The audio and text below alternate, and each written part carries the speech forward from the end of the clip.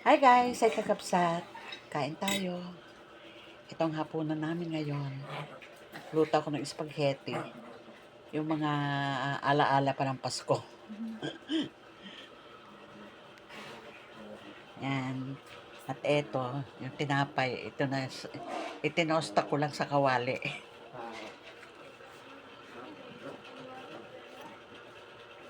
Hi guys, ay kakapsat. 1:45. Ngayon lang ang tubig. Kaya nag-iipon kami ni Papa Raon. Eto, nag-toast ako ng sliced bread. Ayan na. Habang naghihintay, kakain-kain muna.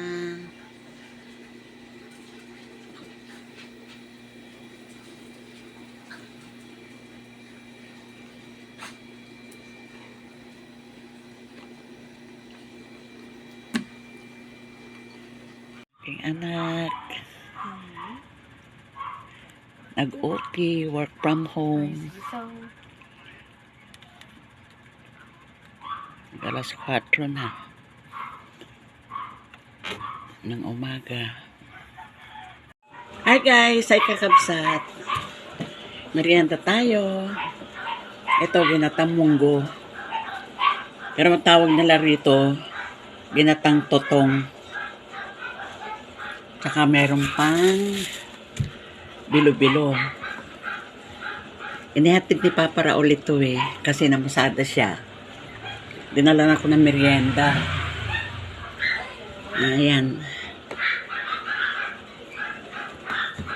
Ako lang mag-isa rito sa bahay. Kain tayo guys, kakabsat, merienda. Tapos na kami yung mananghalian. At eto, naglaga ako ng, si Papa Raul pala naglaga. Ayan, ako lang nagbantay. Ayan. Nakabili siya kasi kanina doon sa site.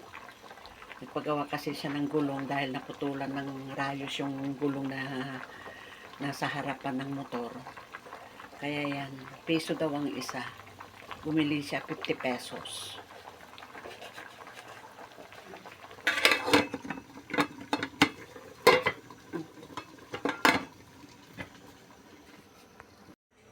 Ito ang ulam namin ngayong gabi. Tingnan nyo naman guys, kakabsat.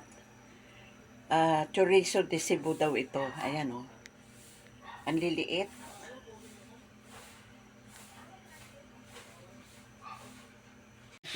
Si Papa Raul nagluto. Naku. Na guys, kakabsat nilito.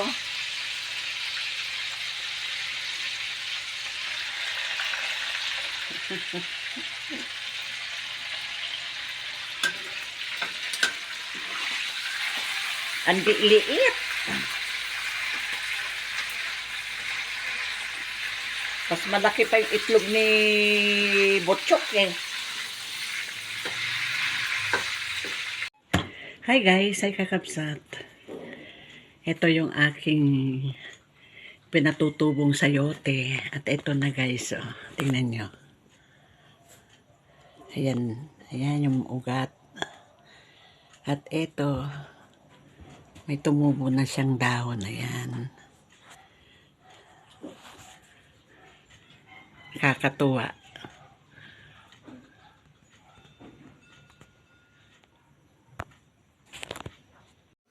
Paano guys, kakabsat? Hanggang dito na lang. Thanks for watching. Ingat-ingat kayo. Shout out sa lahat ng aking mga subscriber. At doon sa mga bago kong subscriber. Natutuwa naman ako kasi ang subscriber ko ay nasa 500 na.